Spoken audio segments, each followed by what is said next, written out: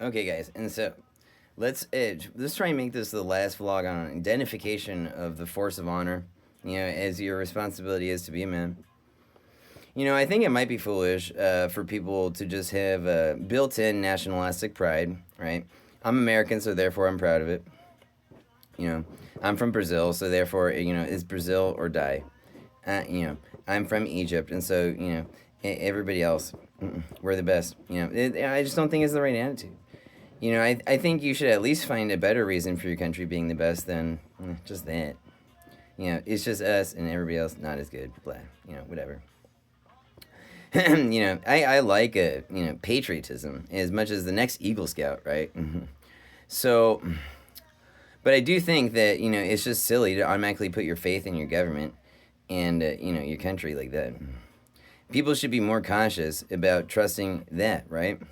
For example, I won't even get into the horrible things America's done. I think overall America's been an amazing force, especially after World War II.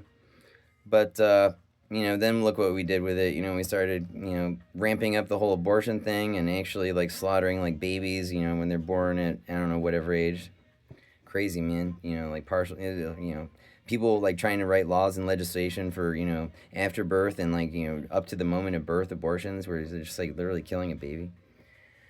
So yeah, I mean, even America, man, I'm not willing to die for that. By the way, hello, yeah, you guys, I have a requirement. You guys want me to go fight for America? Okay, you know what? A lot of amazing men have, and I'd love to join their ranks, but you first got to stop killing babies.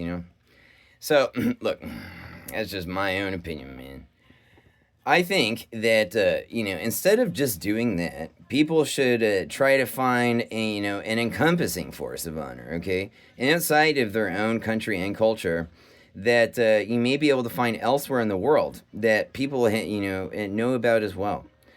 And so I just want to say that one of the saddest things for humanity has been man's own personal struggle with being able to identify the honorable side. Oftentimes in a war or a battle, disputes in your own family, what's the right side? What's the it's things can get so confusing. There can be it can be super dynamic.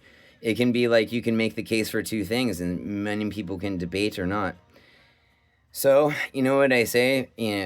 If you ever have any question about being able to identify, whether or not you are on the side of honor, I say just pray, man. And, pray that you do not live your life under the impression that you are doing the right thing and you're fighting on the right side when you just really weren't.